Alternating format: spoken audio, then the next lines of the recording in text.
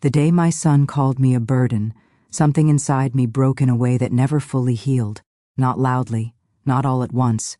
It broke quietly, the way old bones fracture under weight they've carried for too long. He didn't shout it. He didn't say it in anger. He said it casually, as if stating a fact everyone already knew but no one had bothered to say out loud.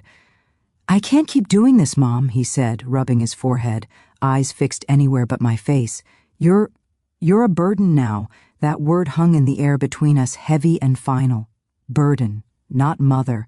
Not the woman who raised him alone, not the one who worked double shifts so he could go to college without loans, not the one who skipped meals so he could eat better. Just a burden. I remember nodding, not because I agreed, but because my body didn't know how else to respond. When someone you love reduces your entire existence to an inconvenience, shock feels like politeness. I didn't cry. I didn't argue. I just nodded and whispered, "I understand." But I didn't. Not then. Not really. That night, lying awake in the small guest room of his house, staring at the unfamiliar ceiling, I replayed his words again and again. Burden. As if my aging body, my slower steps, my need for help had erased every sacrifice that came before. As if love had an expiration date. I had moved in with him 6 months earlier after my fall. The doctors said I shouldn't live alone anymore. My hands shook too much. My balance wasn't steady. My memory slipped sometimes. He had insisted, at first, told everyone he was taking care of Mom, said it with pride, but pride fades when care becomes work. At first, it was small sighs, then impatience, then comments disguised as jokes. "You're slower than the internet on dial-up, Mom." Everyone laughed. I smiled too. I didn't want to be difficult.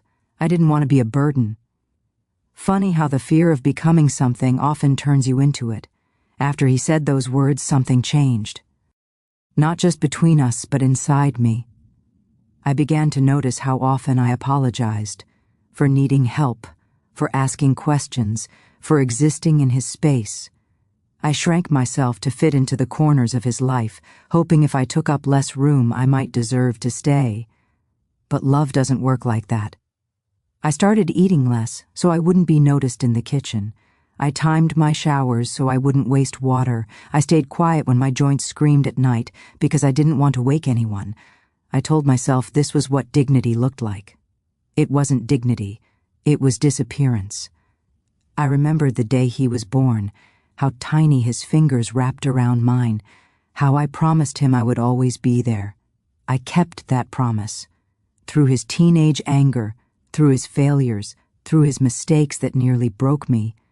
I never once called him a burden, not when he totaled the car I couldn't afford to replace, not when he dropped out of college the first time, not when he moved back home at 30 ashamed and lost. I carried him gladly. But when the roles reversed, the weight became unbearable. A week after he called me that, I overheard him on the phone. He didn't know I was in the hallway. "I don't know how much longer I can do this," he said. "It's like having a child again, except she's not cute." I stood there frozen, my heart pounding so hard I thought it might give me away. I didn't move. I didn't breathe. I listened as he complained about me the way people complain about bad weather, something unavoidable, something inconvenient. That was the moment I understood. I wasn't just a burden to him. I was already gone in his mind. I went back to my room and sat on the edge of the bed for a long time. I thought about leaving, about finding some small apartment, about a nursing home, anywhere I wouldn't feel like an unpaid debt. But my savings were limited. My body was tired, and despite everything, he was still my son. So I stayed. Months passed like that, quiet, heavy. I lived in his house like a ghost, present but unseen, spoken about but rarely spoken to. On holidays, he'd remind people how hard it was taking care of me. They praised him, called him a good son.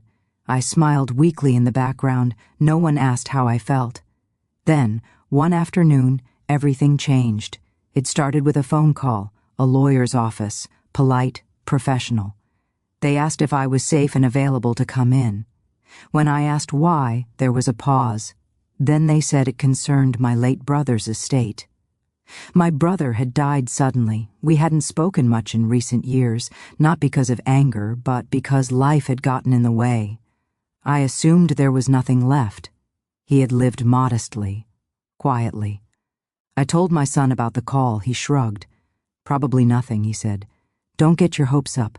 I wasn't hoping. I just wanted answers.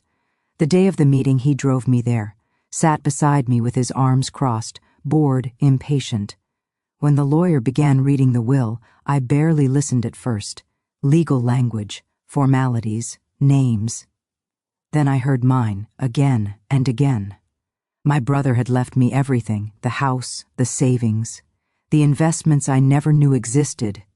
It wasn't a fortune, but it was enough. Enough to live comfortably, enough to choose, enough to not be a burden to anyone ever again. I felt dizzy, not from the money, but from the realization that my life had just shifted in a way no one could undo. I looked at my son. He was staring at the lawyer now. His face had changed, confusion, then calculation, then something close to panic. For the first time in months, he looked at me like I mattered, and that was when I knew. The will hadn't just changed my future, it was about to expose everything he thought about me. The change didn't happen slowly. It was immediate, almost frightening in how fast it arrived. The moment we stepped out of the lawyer's office, my son became someone else. His hand hovered near my arm as if he suddenly remembered I might need help. His voice softened, too softened, like someone speaking to a fragile object they'd nearly dropped. "Are you okay, Mom?" he asked, for the first time in months. I nodded, though my head was spinning. Not from joy, not from shock, from clarity. On the drive home, he talked, constantly, about how stressful things had been lately, about how he hadn't meant what he said before, about how hard it is for everyone when life changes. His words poured out like they were trying to cover something up. I watched the road ahead and listened without responding. At a red light, he glanced at me, really glanced, as if trying to read my face for clues. I gave him none.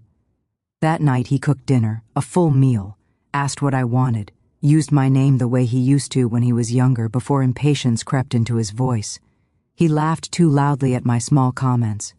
Asked about my day. It felt like living with a stranger wearing my son's face. I realized something then that settled deep in my chest. His kindness wasn't about me. It was about what I now represented. The next morning, he knocked on my door. Knocked. He hadn't done that in months. He stood there holding a cup of coffee, smiling nervously, as if approaching an employer instead of his mother.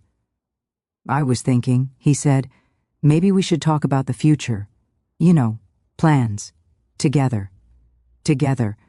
That word used to mean family. Now it sounded like strategy. I told him I was still processing everything, that I needed time. He nodded quickly, too quickly, as if afraid pushing would expose him. Days passed. His attention never wavered. He insisted on driving me everywhere. Told people proudly about the inheritance, though it wasn't his to announce. Corrected anyone who referred to me as fragile. Started calling me independent again. Independent, another word that hadn't mattered when I was struggling. I began to see the pattern clearly. Every act of kindness was followed by a question disguised as concern. Did I plan to stay living with him? Had I thought about managing finances? Wouldn't it be easier if he helped? He never asked directly for anything. He didn't have to. The implication hung in every conversation. I thought back to the night he called me a burden. How easily the word had slipped from his mouth. How natural it had sounded. That memory stayed sharp, untouched by his sudden transformation. One afternoon, he suggested we meet with a financial advisor. Just to be safe, he said. These things can be overwhelming at your age. At your age. Concern wrapped in condescension.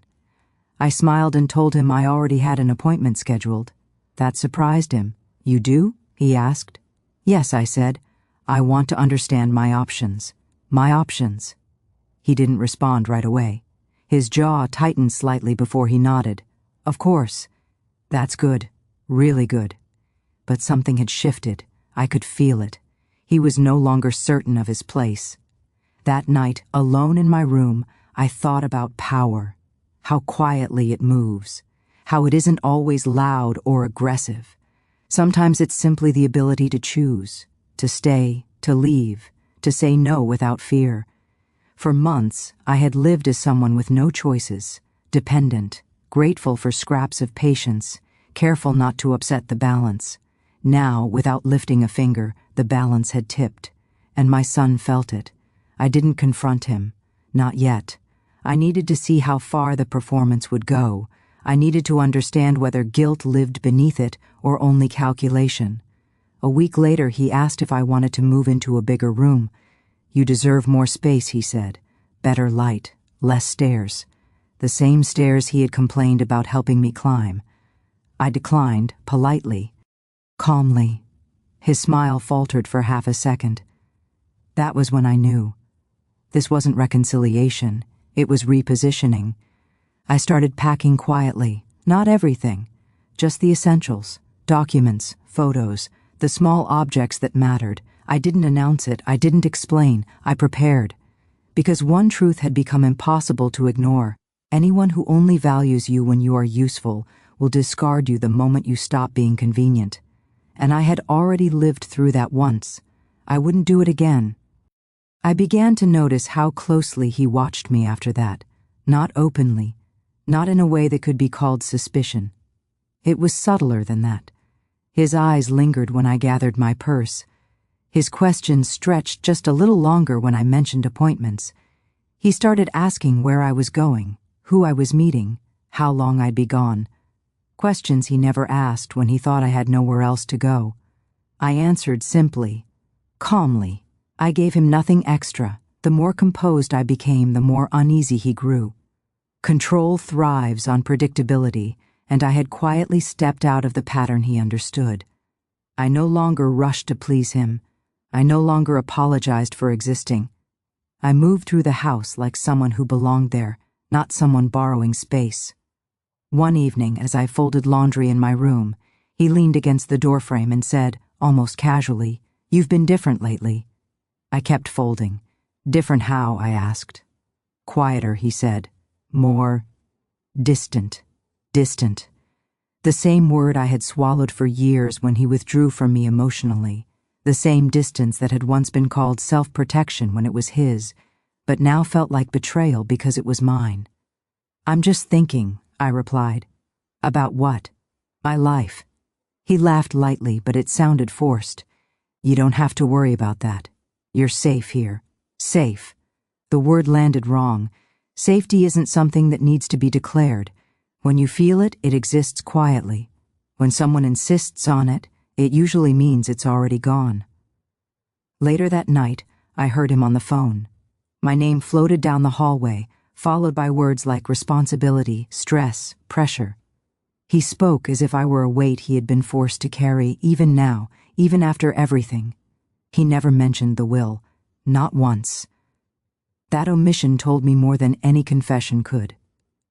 The next day, I met with my advisor. I didn't tell my son where I was going. I didn't owe him that anymore. Sitting across from someone who spoke to me with respect, who explained instead of assumed, reminded me how small my world had become without me noticing. When I returned home, my son was pacing the living room. "You didn't say you were going out," he said. "I didn't need to," I replied. His irritation flashed quickly, then vanished behind a smile. "I was just worried." Worried. That word again, stretched thin by repetition. That night, he cooked again, but the warmth was gone. His movements were sharp, his tone clipped, the performance was slipping. Kindness requires effort when it isn't rooted in truth. At dinner, he brought up the house. "This place is a lot to manage," he said, "for both of us.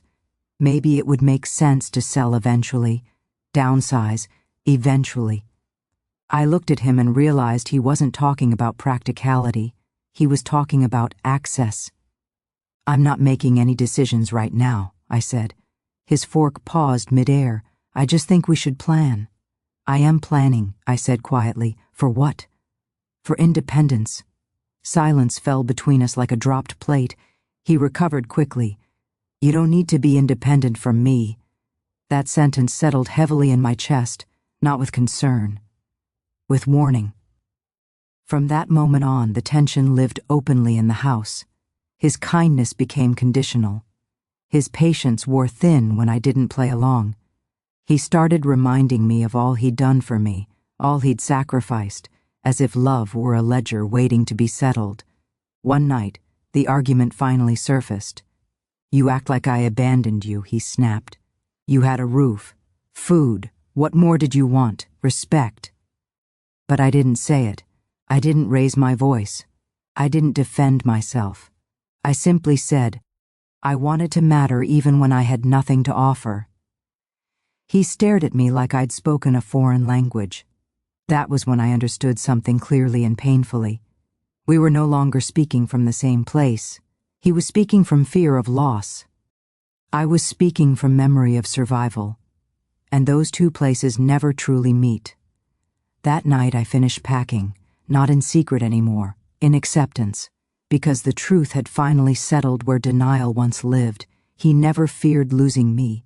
He feared losing what he thought I gave him. And soon he would learn the difference. The confrontation didn't arrive with shouting. It came quietly, the way truth often does, after all the pretending has worn itself thin. It happened on an ordinary afternoon, the kind that usually passes unnoticed. I was sitting at the small table near the window, sorting through old documents, when he walked in and stopped short. "What's all this?" he asked. I didn't look up. "My papers." "Why are they out?" "Because I'm organizing them." "For what?" His tone sharpened. "You already said you weren't making decisions. I said I wasn't making rushed decisions." He stepped closer. I could feel the tension rolling off him now, no longer hidden behind politeness. "You're acting like you're leaving." I met his eyes then, calmly, steadily. "I might be." The room went still. His face changed in a way I had never seen before. Not anger, not sadness, fear. "You can't just decide that on your own," he said. I tilted my head slightly. "Why not?" "Because—" He stopped himself, searching for the right words. "Because it affects both of us." There it was again. Us. The word he used only when it benefited him. "I've spent my whole life making decisions that affected other people," I said. "This one is about me." His voice rose. "After everything I've done?" The list came next. It always does. The groceries, the room, the rides, the inconveniences. Each item delivered like evidence in a trial I never agreed to attend. I waited until he finished. Then I said, "You did those things because I was your mother, not because I was useful." He scoffed. "That's not fair." "No," I replied. "What wasn't fair was calling me a burden." The word hung between us like smoke. His eyes flickered. I was stressed. "You were honest," I said. He turned away, running a hand through his hair. "You don't understand how hard it's been." I stood slowly. My knees protested, but I didn't rush. "I understand exactly how hard it's been," I said. "I understand what it feels like to be reduced to a problem instead of a person." He spun back toward me. "I never meant it like that." "But you said it like that," I replied. "And words don't disappear just because circumstances change." For a moment, I saw something raw in him. Not guilt, resentment, as if my memory itself were an inconvenience. "You think you're better than me now?" he asked bitterly. "No," I said softly. "I think I finally remember who I am."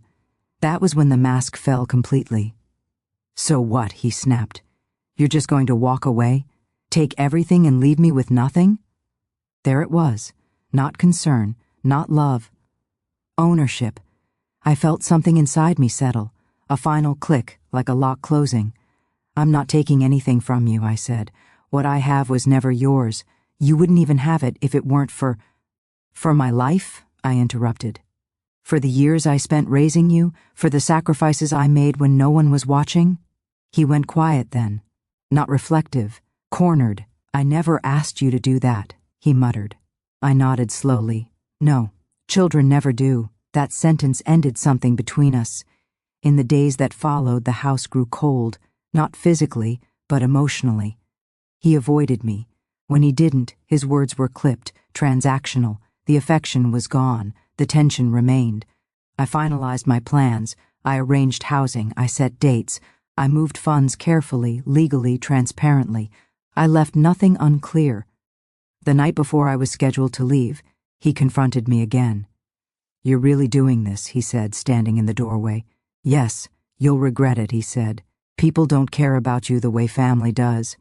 I looked at him and felt a sadness deeper than anger. "Family," I said, "doesn't measure your worth by what you can give them." He didn't respond. The next morning, I left before he woke up. I didn't slam doors. I didn't cry. I took my bags, my documents, and the quiet strength I had rebuilt piece by piece. And as I stepped outside, one truth echoed clearly in my mind. Being called a burden hurts, but believing it hurts far worse, and I no longer did. Leaving didn't feel dramatic. There was no music playing in my head, no sudden rush of freedom. It felt quiet, almost unsettling in how normal it was. I settled into my new place with the kind of careful movements people make when they're unsure whether they're allowed to exist without permission. The first few nights were the hardest, not because I missed him, but because I had grown used to bracing myself. Silence can feel loud when your body has learned to stay tense. I woke up expecting criticism. It never came. Days passed, then weeks. He didn't call. That absence spoke louder than any argument we'd had. Not once did he ask if I was okay. Not once did he check if I needed help adjusting. His concern had vanished the moment access did. I should have been surprised. I wasn't. I focused on myself instead.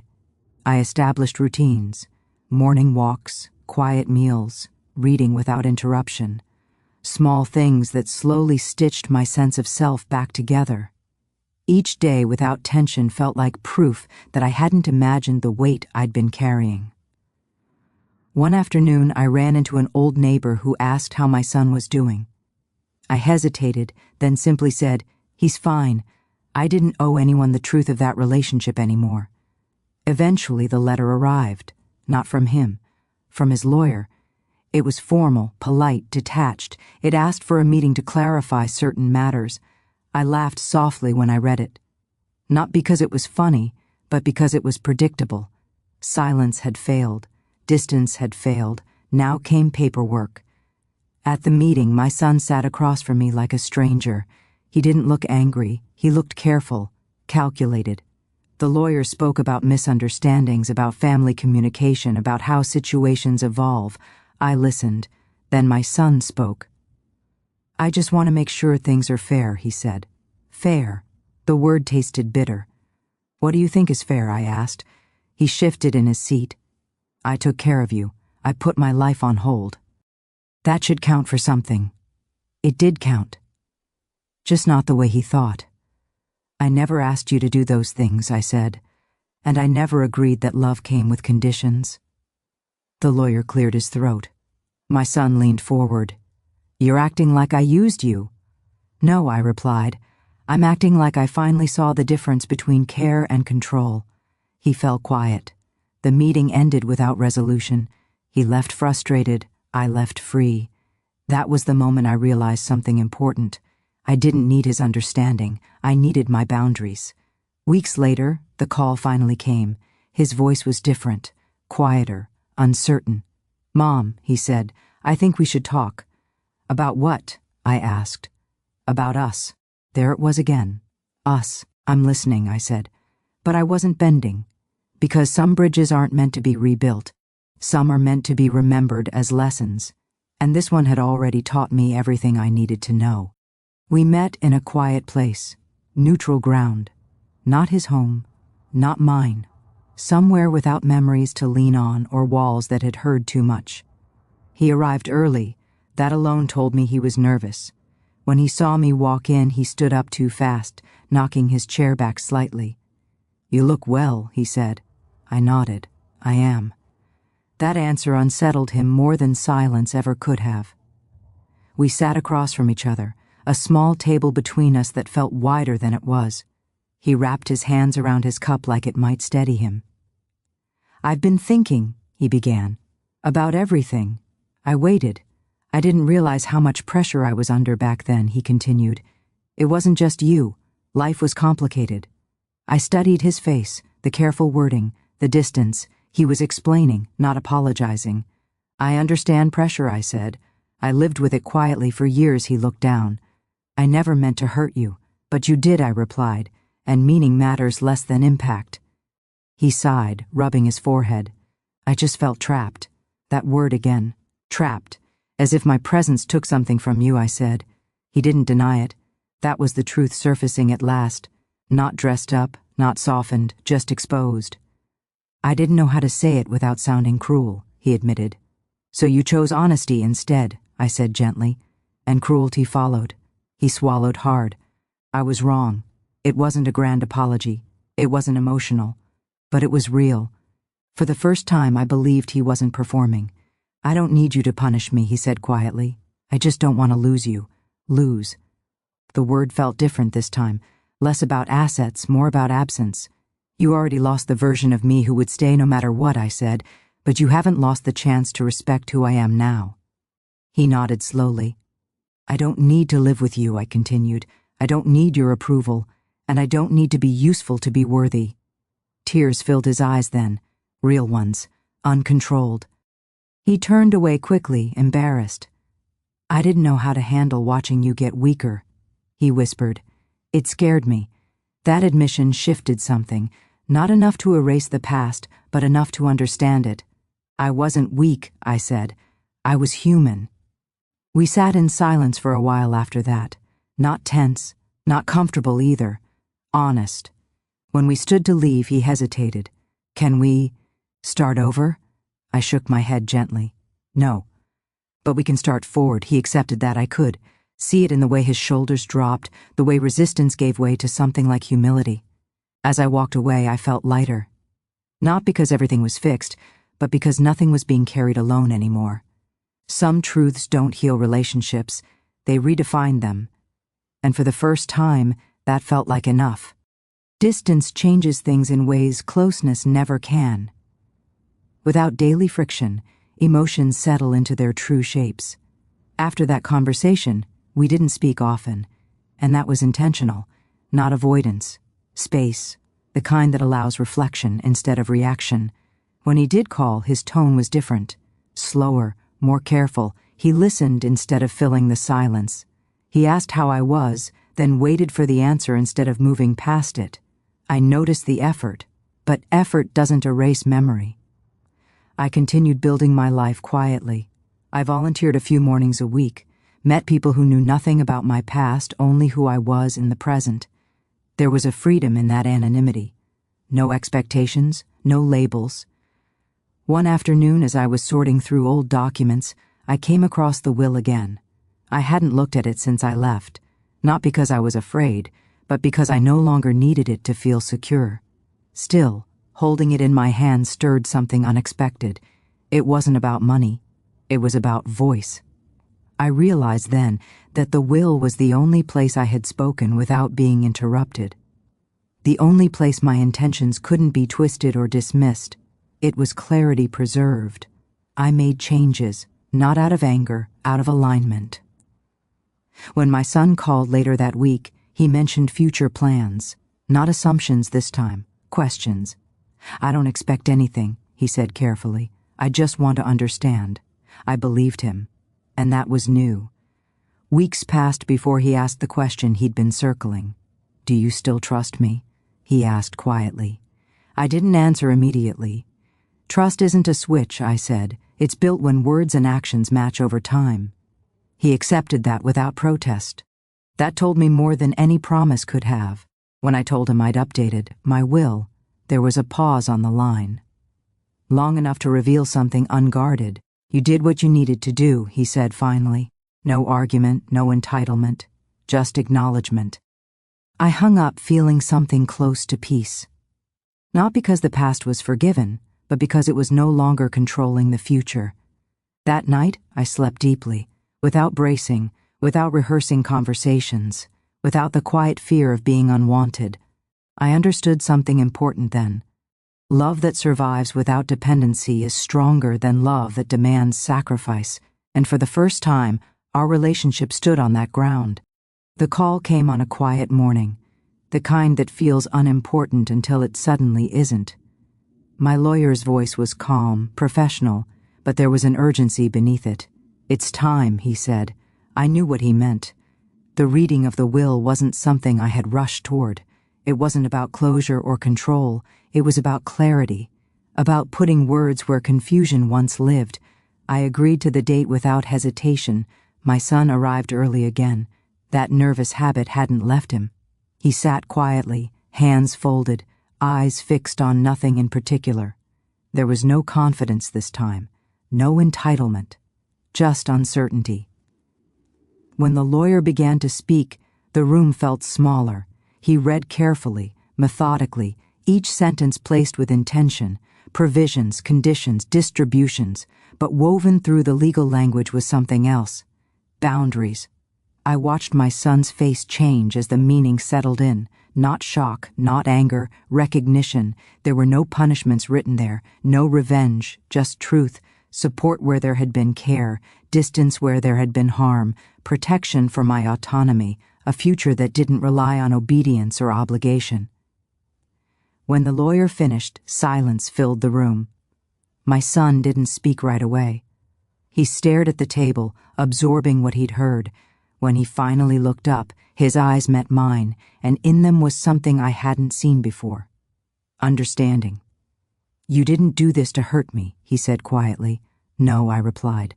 "I did it to protect myself." He nodded slowly.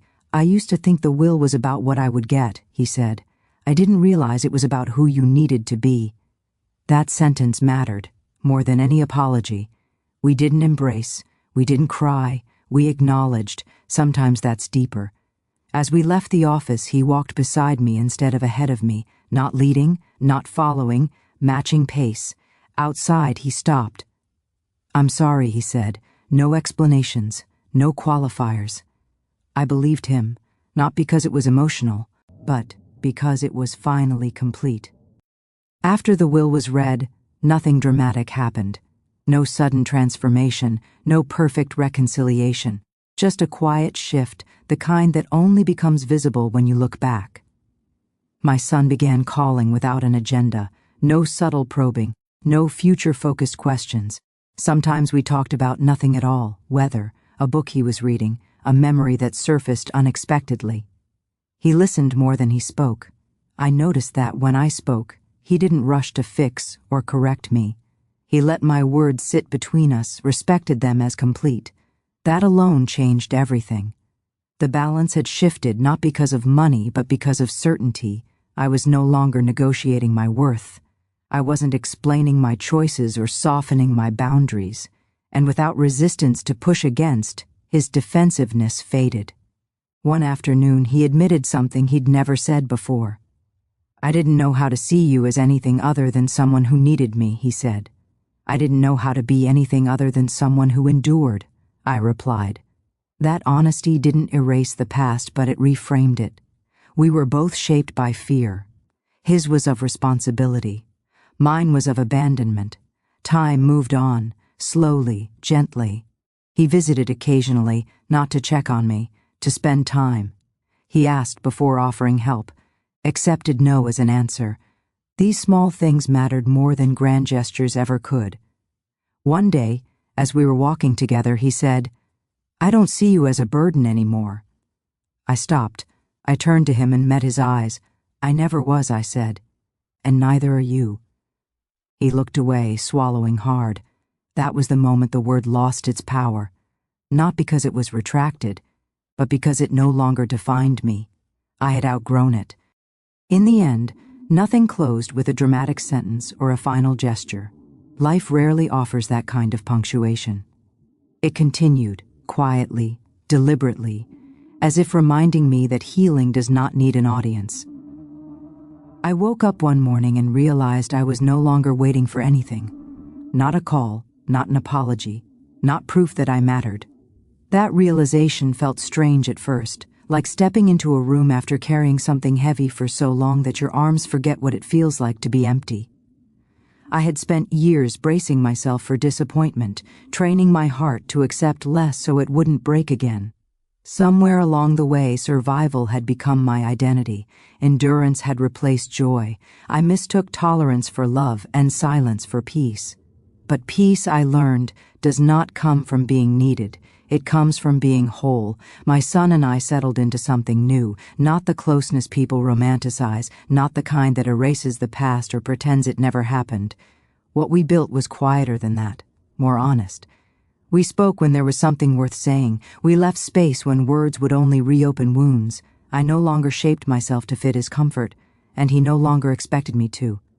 Sometimes he asked questions about my life now, real questions, the kind that didn't end with advice or correction. He listened as if the answers mattered, and maybe they finally did. I noticed the change in myself most when others spoke to me. When friends asked how my family was, I didn't tense. When people offered help, I accepted or declined without guilt. I no longer feared being seen as too much or not enough. I was simply enough. There were moments, of course, when the past tried to return. A tone, a memory, a word spoken carelessly. Pain doesn't disappear just because understanding arrives. But now, when it surfaced, it didn't control me. I could acknowledge it without letting it define the present. One afternoon, my son said something that stayed with me. I used to think strength meant not needing anyone, he said. Now I think it means knowing you don't own anyone. That was growth, not perfection, growth. I didn't respond right away. I just nodded, because sometimes acknowledgement is more powerful than reassurance. As time went on, I thought often about that word he had used years ago. Burden. I examined it from every angle, not with anger, but curiosity. Why had it cut so deeply? Why had it followed me into silence? Because I had believed it, not fully, not consciously, but enough to shrink myself, enough to accept less kindness than I deserved, enough to stay quiet when my spirit wanted to speak. Words only have power when they find something inside us willing to agree. I had finally stopped agreeing. The will, once a symbol of fear and control, became something else entirely. It was no longer about what would happen after I was gone. It was about how I chose to live while I was still here. It reminded me that agency doesn't arrive with permission. It arrives with decision. I used that reminder often. I traveled a little. Nothing extravagant, just enough to remind myself that the world was larger than the rooms where I had once felt invisible. I laughed with strangers, sat quietly in places where no one knew my story. That anonymity felt like freedom. I began to speak differently too, more directly, more honestly, without cushioning my words to protect others from discomfort. I learned that clarity is kinder than silence ever was. One evening, my son and I sat together, watching the light fade outside the window. No conversation, just presence. At one point, he turned to me and said, "I'm glad you didn't disappear." I understood what he meant, not physically, emotionally. I didn't disappear, I said. I arrived. That was the truth of it. I hadn't left to punish him. I hadn't stayed away to prove a point. I had stepped into myself because I finally understood that love cannot exist where self-erasure is required. We parted that night without ceremony. No hugs, no promises, just mutual respect, and that was enough. As I sit here now, reflecting on everything that led to this quiet peace, I realize something important. This story was never about inheritance or reconciliation. It was about reclamation, of voice, of dignity, of self-worth. I was never a burden. I was a woman who carried others until she remembered she was allowed to set things down. And that truth, once claimed, cannot be taken away, not by words, not by fear, not by anyone. The end did not arrive with applause or closure wrapped neatly in forgiveness. It arrived with steadiness, with calm, with the kind of acceptance that doesn't demand resolution, only honesty. And that, I have learned, is the truest form of peace.